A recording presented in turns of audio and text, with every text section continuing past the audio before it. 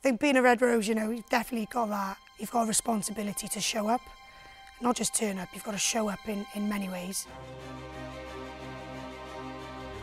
Every step that I take and I'm literally in a hole, I know that the girl stood next to me is also doing the same thing, and I think you kind of get that mutual respect for each other, having been to those dark places.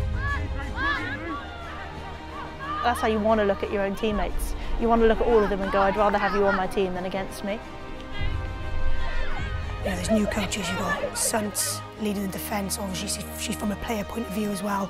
We've got Lewin, and she's given us a lot of freedom, and again, Deeks has created that environment of this is the space to do it. You play with confidence and let's run with it. Let's see how far we can genuinely push this game of rugby. Train harder than anybody else. 1, 2, 3, start! This feeling, this togetherness, is just a start. It's only going to get stronger. This whole new tournament, playing the top tier teams, obviously back over in New Zealand where we came off the back of the World Cup this time last year, so I think it's just to get back out there but playing top flight rugby is what we're all looking forward to. If there's one thing this group knows how to do, it's work and work hard for each other. They're absolutely committed to their craft and they're committed to getting better, and there's absolutely no doubt that we've got a group here that is absolutely desperate to remain on top of the world. Roses on red. Red! Roses!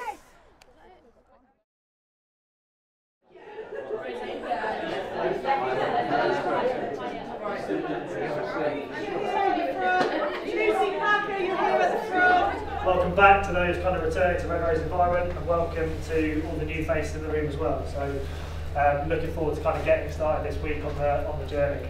82 days until WXV kicks off, so we're going to go Australia, Canada, then New Zealand and Auckland again. There are 3 fixtures. And I think we need to be really aspirational in terms of supporting our journey over the next couple of years. I want us to be the most dynamic and athletic team out there on the field to support how we want to play. I want us to be able to physically dominate teams. For me, that is something we're not far away from, but the reality is the bar is only going to get higher. We've got 2.5 years to try and make sure we keep everyone at arm's length because they're coming. But that's a really exciting challenge, I think.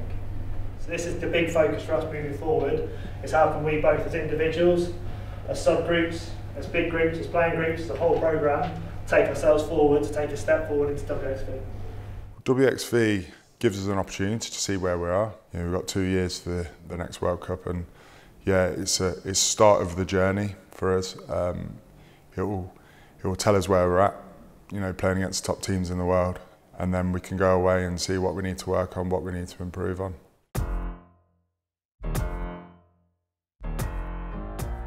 There's been a lot of change, and there was so much good around previous, you know, regime, coaching, the way the team played. Like, it was hugely successful. But for players to get a greater understanding of the game and the game we want to play at, we've got to explore other ways of playing, and I think this is really much the start of a new journey. It will take time. There's a lot for us to sort of develop and improve on and work out, but we believe that's the way forward. One question I'd ask is, what do we want teams to see from us? How do we want teams to see us? We're always ready, so when we're in the defensive line, our hands up, we're ready. Yeah. There's a penalty given against us, we're back 10 metres, we're ready to go. Yeah, there's nothing better than seeing an opposition run the tide and they've got hands on the knees, or we get slow getting off the floor. So how do we want teams to see us? Yeah. WXV is a new tournament, and so with that there's a little bit of unknown in terms of what we're going to expect, and we had a slightly different model in terms of how we were preparing the girls across pre-season. So where we are now, essentially we're trying to replicate almost over and above what we're going to expect in WXV, which will allow us to, I guess, taper and back off ever so slightly in that competition to facilitate some freshness and increased performance, really. So Chester was the start of that journey for us.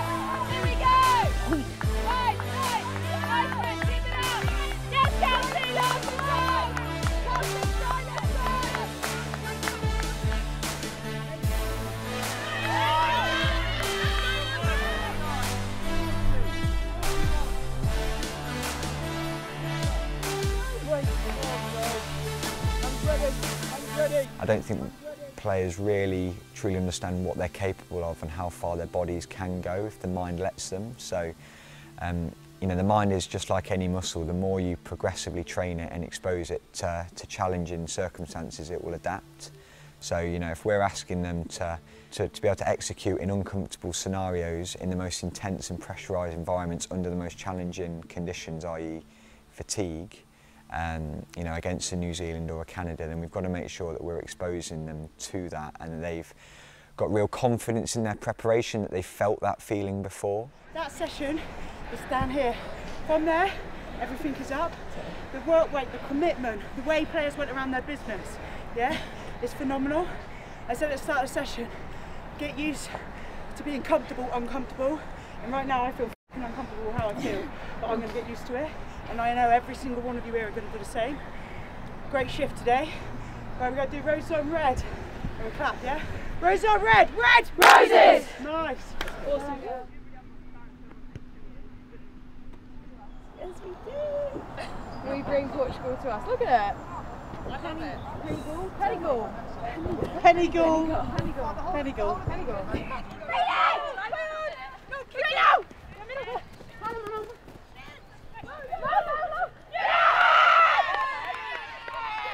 Pre-season feels like it started a lifetime ago, but I think we're in probably about week 7 now. It's been tough mentally and physically, but I feel myself and the rest of the girls have, you know, really bought into the challenge of what we're trying to achieve in where we're aspiring to be, and actually it's been a really enjoyable journey to this point.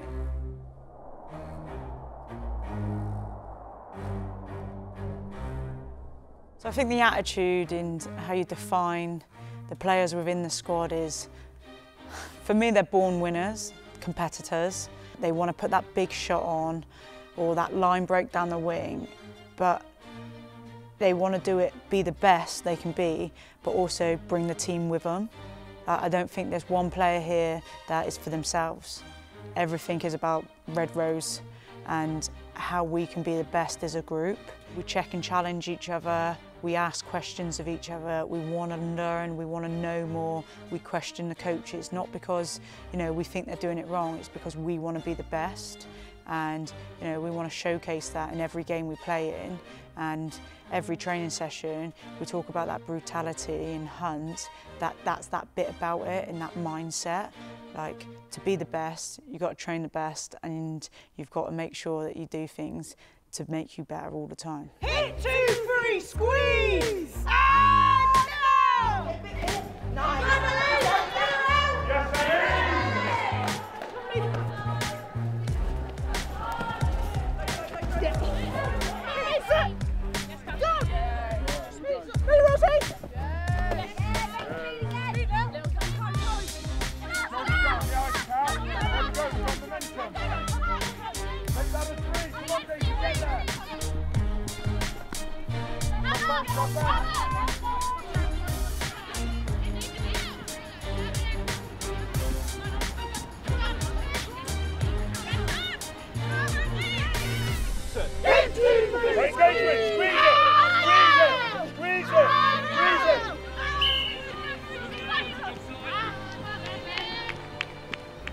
Remember that we train harder than anybody else, yeah? That stands us in good stead, right?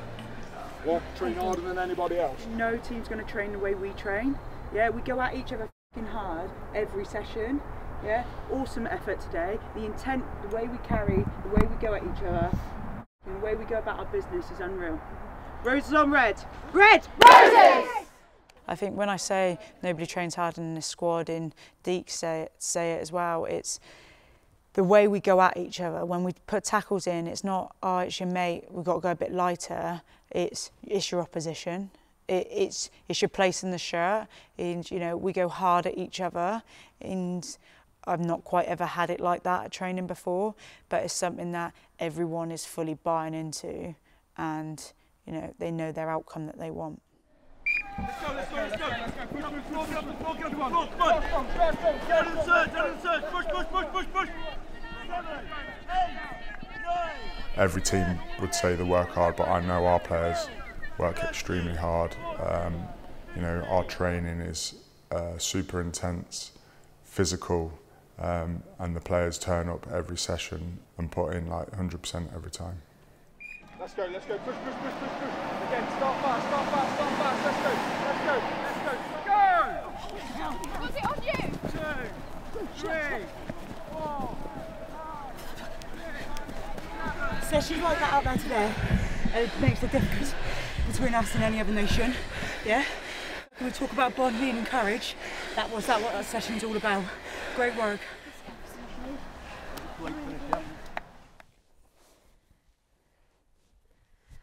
I think when you exert that amount of energy and dedication and commitment of your effort and time that goes onto the pitch and even in the gym, there's this, I guess, this unwritten bond that you just get. I guess you feel that energy, and I think that is so important, because when you're on the pitch, that's the only thing you're going to feel at times, because you're going to be exhausted.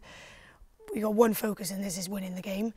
And how you do that as a group, you have to feel each other, and you have to feel the energy amongst the group. So that's I guess, something that you just can't coach. Is outworking people, is hard work, is discipline, is resilience.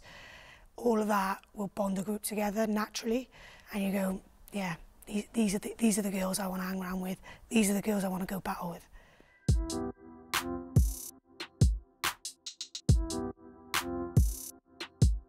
Powerful efforts, yeah. 20 seconds of hard graft now.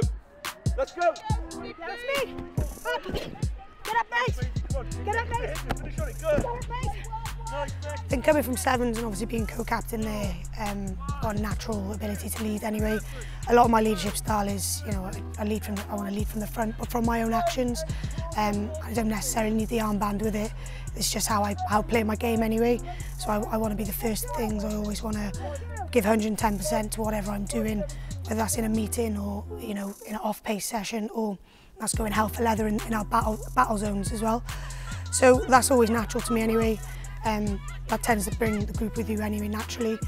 And I think, you know, when Deeks rang and said, you know, you're going to be in our leadership group, I guess it was a nice recognition of going, okay, what I'm doing is, you know, what I bring to the table is good enough, and also good enough for one of the best teams in the world.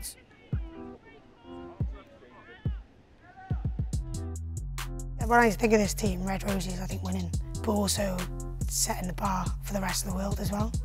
That's where we're going to push it. We're going to push the rest of the world up with us, and that's really important, because someone needs to lead the way. Someone's got to be the first, and I think we're definitely the first in that sense. Touch. Ah! Have it. Oh.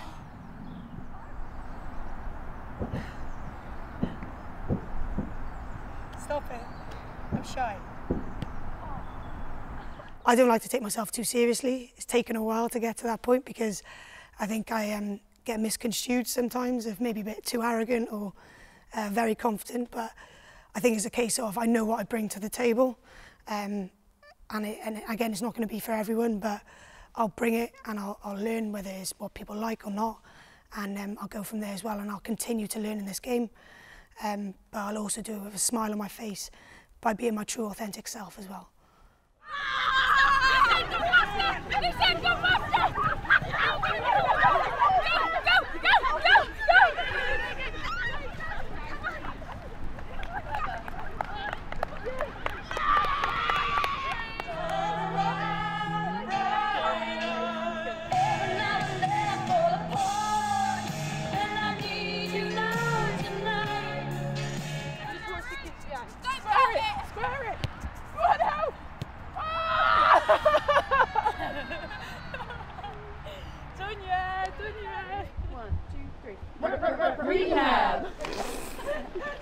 Every high performance team I've seen has the ability to go to those two extremes, and I think this team is definitely not an exception to that. So when this team has fun, it really has fun.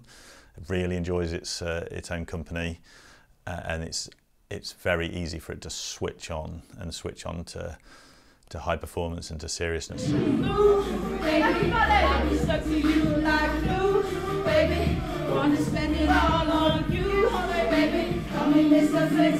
I can make your bed right. I can make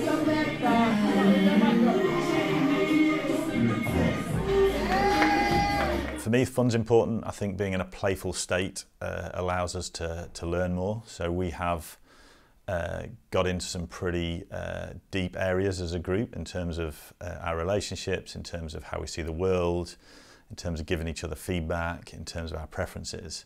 And we often start that in quite a playful way. So we often spend some time in quite a playful space to get people's creativity going and to take, I guess, the fear away sometimes from what might feel like quite a difficult conversation, and the team knows when to switch on and to find those serious moments. So yeah, it's definitely a team. We talked earlier about being a team that would want to go to war together and also want to go on holiday together. And I think if you can find a team that wants to do those two things, that's pretty powerful for performance.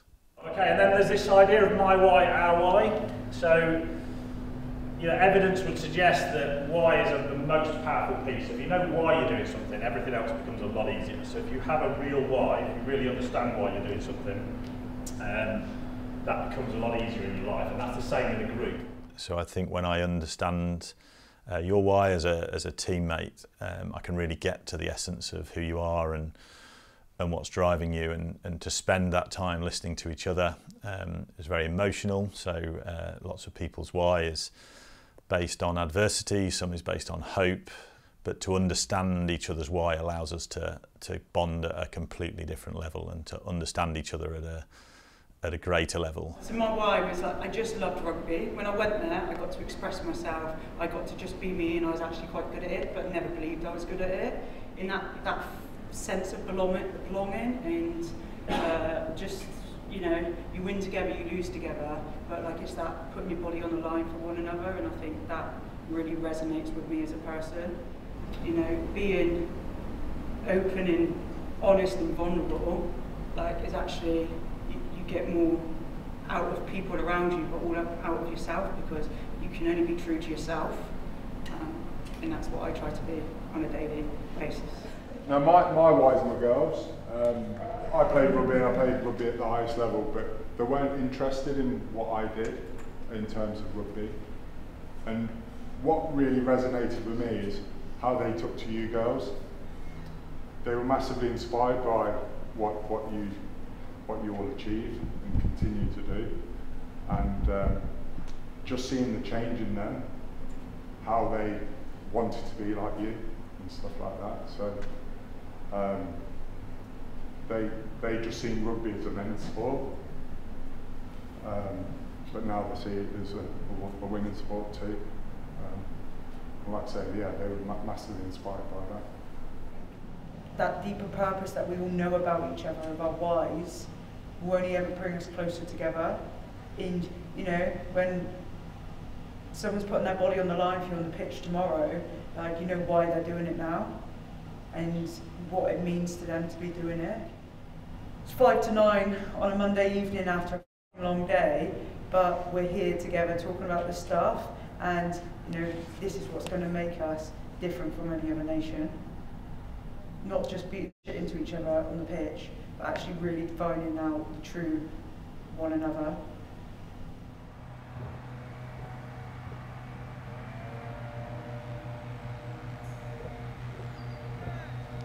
Tough camp weeks here where the heat was pretty stressful. It wasn't excessive, but it was pretty stressful, and it was actually coming at a really nice point in our preparation, because there was quite a few weeks in the bank where the girls had trained a decent amount, so it's actually quite an optimal time for them to go to that next stage. I also think the heat plays with your mind a little bit as well, so when we talk around taking players to that next level and putting them in those challenging situations, it was a real good opportunity and timely intervention for us at that period of time.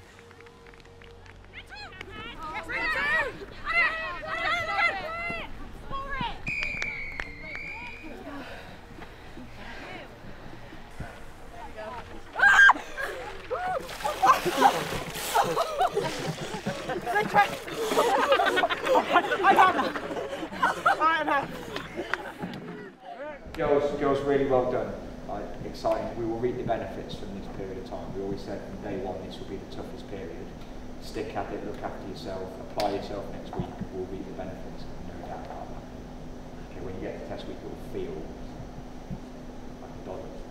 Yeah, Rob and Ethan have both been great as S&Cs, as leads. I think they're very linked up with what we're doing on pitch and how that relates to what we're doing in the gym. And they always provide that extra layer of explanation as to why we're doing something, why it looks a certain way, but also like a wider plan around it too, so that we know, it's not just isolated weeks of training. It's we're doing this because in the next 4 weeks we want to get to this level, or we're going to tailor back here so that we can, achieve this for this particular game week. So I think they're really, really good at communicating to us and answering questions and letting us explore what works for us in the gym, rather than being so prescriptive that it doesn't allow for individualism. It doesn't allow for, for us to sort of excel and express ourselves in our gym sessions, which they do, so it's really good.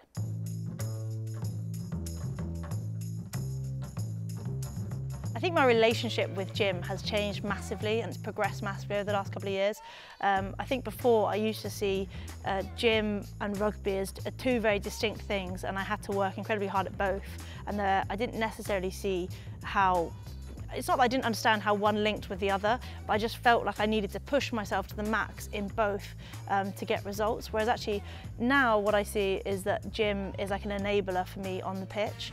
So everything that I'm doing in the gym, like yes, I'm pushing myself, and I want to be stronger, and I want to be fitter, and I want to be faster. But for me now, my understanding of gym is that it has to help me on the pitch, and I want to see those things translate. So if I'm moving a bar, I want to move it quickly, because I'm not a slow person on the pitch. It's not like a slow handoff, it's an accelerated handoff, it's a quick handoff, or it's speed out the blocks. So yeah, I think everything that I'm doing in the gym, I'm trying to think about how that makes me a better rugby player. And I think actually for me it's made the gym more useful, and it's more productive, and well, I enjoy it anyway, so it's still enjoyable. Oh! I found it! Yeah! 10.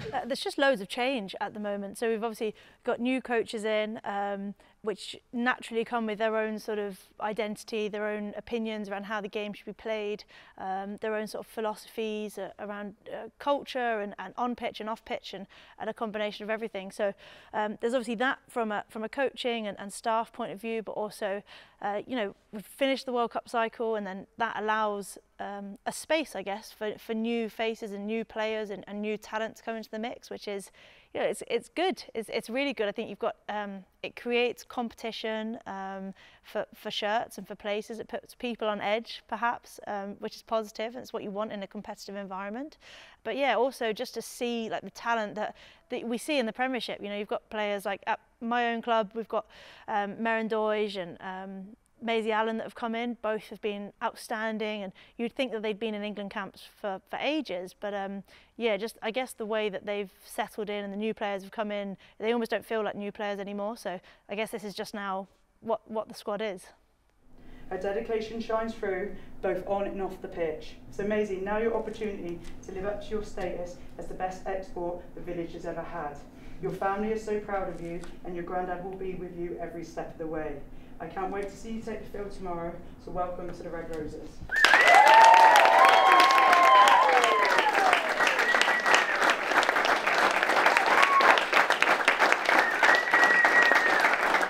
Congratulations, Lark, on this milestone. The dedication and hard work you've put in to get 50 caps for your country is amazing. You're so diligent in everything you do on and off the pitch, but most importantly, you're an incredible human. Enjoy every moment tomorrow. Go out there and just do you. You're incredible players. Back yourself, yeah, keep calm, but when the time's to go and really attack it, we attack it. Yeah, I'm really looking forward to seeing you play today, as is everybody. Yeah, I've waited a long time for it. Beat the shit out of each other in training, yeah, for the last 4 weeks or so. Yeah, it's time now we just take that into the game. Yeah, like I've been saying, we're ready to play. We want to play. Yeah, and it will give us some things to work on. Yeah, some things we'll know straight away, but it will make us better. Yeah, let's go, yeah.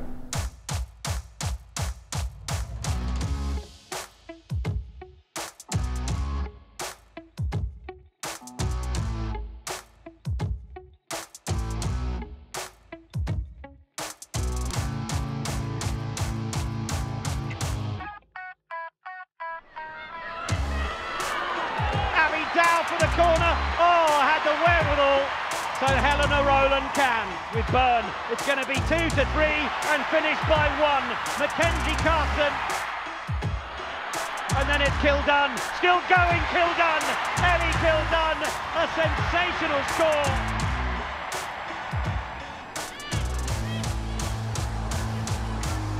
Now it might be on left again. It's going to be Packer. Lucy this time.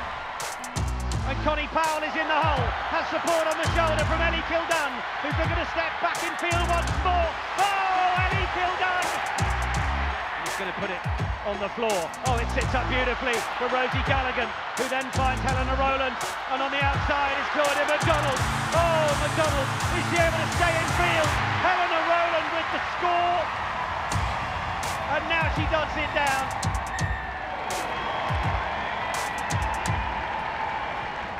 That's the first step, isn't it? I think we can get so much better. Yeah. The fitter we get, the more game understanding we get. Yeah. And then we can start taking to a level. I say we're third gear, which is awesome, isn't it? It's exciting. That's in the bank now. Yeah. Next week we improve on the things we need to get better at, and we go to another level next week. It's a great start, isn't it? Yeah.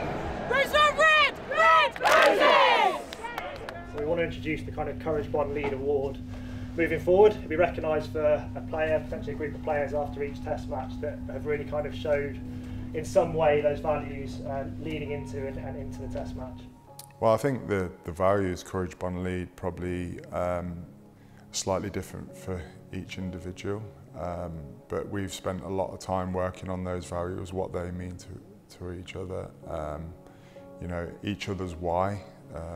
You know, I think a group of players and staff that can bond really well, I think is really important. I think if you can bond really well off pitch, you're going to put in, go that extra mile on pitch and in terms of preparing for games and all those sort of things. And courage, we want to see players attack games, work incredibly hard, look, you know, want to improve, be out of their comfort zone, and then, yeah, the leadership. Lead themselves. I think that's the most important thing. Rosie, where are you? Just 7 months, first game, to play 80 minutes, to have the courage to kind of play the way you did, 2 outstanding kick-off takes, and the rest of the stuff that came with that. Just well done, so come up and receive it.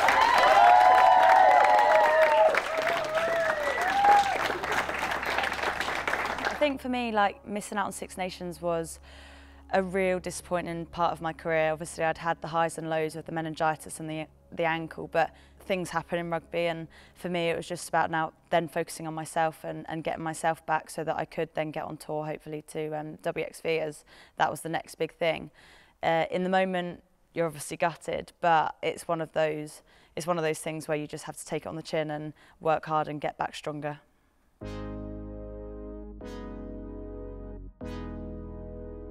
When you get back into one of the best setups and being with the best players in England, you realise that you've still actually got a lot to do. So for me, the first couple of weeks were really tough.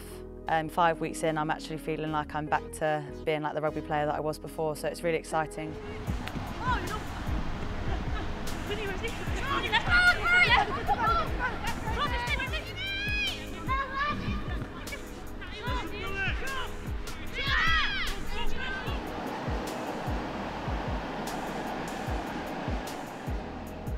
You're all in the zone and you're just like smashing it. You'll see it on his camera. When you're calling a line out, there's lots to think about. The biggest thing is, where's the space? So how can you manipulate the defence and get into the space as you just want to win quick and easy ball? There's also a lot of things that come with it. You've obviously got the throw, the lift, the jump. You've got mauls, which they can be a hard place to be sometimes. They're not the nicest place to put your head, but it's definitely something that you work on and you kind of build into a pattern as well. But it's all just about little pieces coming together and working really hard together to understand each other's triggers. And I think this season especially, like, it's a new group coming together, and for us it's been about rebuilding. But towards the end of this 5 weeks, like, we're in a really good place, and you can definitely tell that we're starting to gel as a team. Yesterday we were a bit off it, today we've come into it, we've nailed it this morning and we nailed it just then. When we go into later and we're doing set plays and stuff, let's make sure we keep staying on it because this is what's going to make the difference in this group. I think for me this campaign's about building. Like with the rest of the squad, I'm at a stage where I've got my first England contract. I'm wanting to start progressing in my athletic development, and this for me is a really good stage to showcase my leadership, be able to put some performances on the pitch and keep playing in a white shirt. You can't take it for granted. I think with the injuries, the illness, it makes every moment more special, and you know that you have to put everything into what you've got at the minute because you never know what's around the corner. We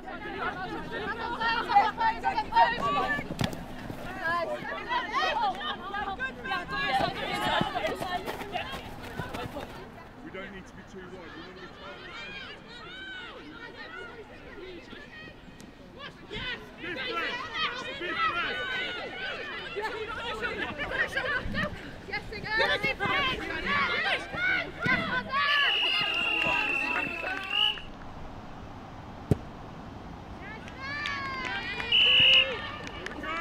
It's not going to be perfect again on Saturday, but we keep backing sessions up like that week in, week out. When it comes to it, final of anything, we'll be ready. We just keep building, keep building. Girls, that was probably one of our best sessions in terms of seeing our game. Yeah, our game working.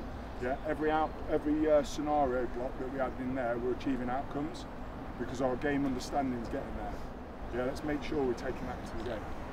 I think it's just been like the word that I keep finding myself using is like refreshing. Like I said to Lou the other day, I don't feel like I've been challenged so much in like, I would say like 4 or 5 years, to be honest. Yeah, she's just come with a load of new ideas, a different view on like how to play the game, and she's all about like freedom and playing what you see, which is obviously like music to my ears. So yeah, it's been really, really good.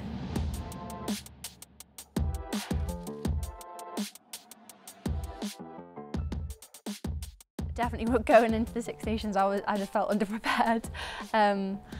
We kind of had conversations before, me and Mids, about going into 10, but I thought it would be a bit more of a gentle integration, to be honest. So I kind of expected to have like maybe a game or two and see how it went, but I definitely couldn't have imagined having played I literally played every single minute. So yeah, that was a steep learning curve, but a lot of the pressure was taken off me with the fact that we had people that are so experienced, people that have been there, done it before. So yeah, it was tough, but I think I was so well supported that it just kind of naturally happened.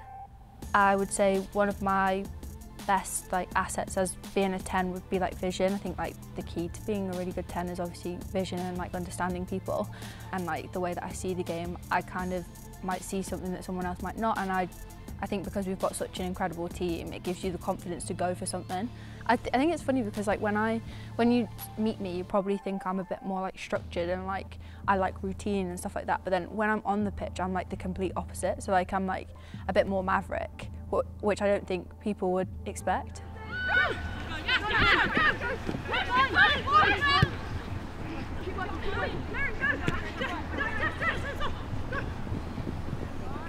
As we've kind of come more into the public eye with the lead up to the World Cup and how everything went in New Zealand, and now looking forward to the home World Cup, I think being a Red Rose has definitely leaned more towards inspiring the next generation.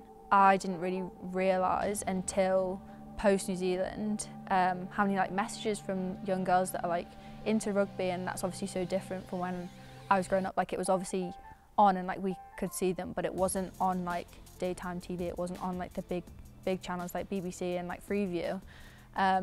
So I think, yeah, being a Red Rose has probably come more towards inspiring the next generation and making sure that we leave this shirt and the programme, to be honest, in a better place for those coming next. Firstly, welcome all to Venture Process along this evening. These evenings are really special for us. I'm now one of you guys. Out in New Zealand, the sport that we had, the evening when you all came in and did the Rose presentation to understand a bit about the history, I guess where the shirt started and how I guess first games came about, and all the different sort of traditions and things that have got us here today. And a lot of people's why is about wanting to leave the shirt in a better place, and I guess we couldn't think of a better way to understand that for us, again, for us, for you guys, than to hearing where it's been, the journey that it's been on, and the path that you guys have trailblazed. My other greatest experience was honestly and truthfully watching you guys at Twickenham last year. It was incredible. I think I'd probably speak for all of us, just seeing how far the game has come from when we guys were playing and watching you guys do that standalone game at Twickenham. Oh my God. And when my kids came to watch the game and they were just absolutely in awe. So yeah, 2 proud moments, scoring a try and then watching you bunch of fabulous females. Yeah, absolutely. One of the vintage Red Roses was stood at the front and she started like tearing up, and I think it doesn't really hit home how much it means to people that have gone before you until you get in the room with them and you're like, oh, how did you feel? And they're so passionate, and so like they were the ones that were determined for this to be our reality. So I think like, yeah, it's been really like eye-opening to see what they kind of did, and also like fulfilling that we're kind of living what they wanted, and they're just like super proud of us. Obviously Miss Burns for different reasons, but like all of them, it's wholesome vibes.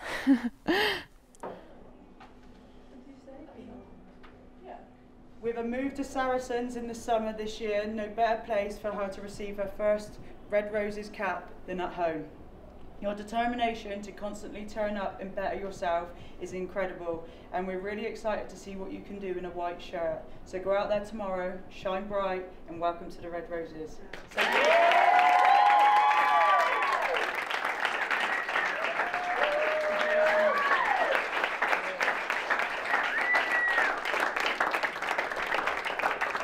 I think the biggest message for us today is, can we be smart? How smart can we be? And like I said last night, raise the bar. Let's really get into flicking that switch now, so we're into performance mode. So every time we play now, we're taking it to that next level. Yeah, I'm really excited to see you play today.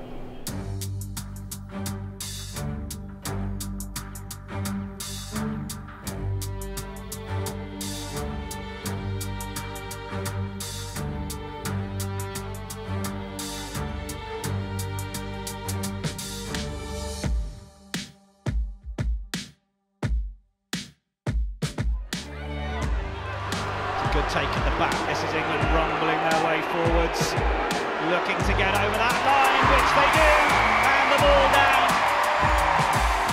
Marley Packer. Then it's a ball back in field once again. Is Ellie Kildare on the board? Of course she is.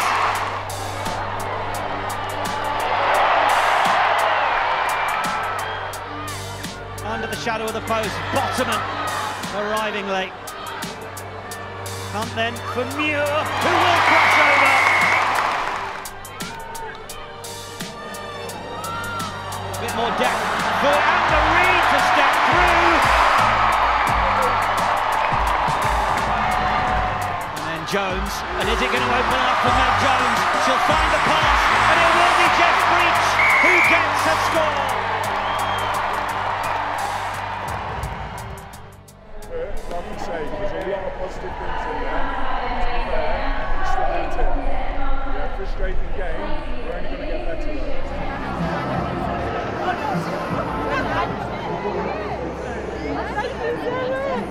Have you come all the way down today?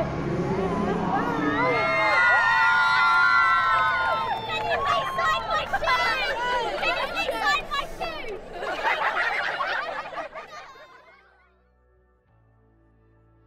I was mostly impressed with just the players' ability just to take on board like all the information. They've had so much thrown at them over the last 7-8 weeks or so. They've worked incredibly hard. You know, they always do, but they've just not shirked any of it ever. I think Canada have put us in really good stead to go into WXV and put a performance on there. What we say we're going to do and how we're going to play, we need to back that up. Every week is a way of improving for us. Like I've said, there's a lot been thrown at the players. There's a lot for us to work on, and there will be throughout the whole competition. So just want to see our game developing week on week. You know, and it's Test match rugby. We're going there to win.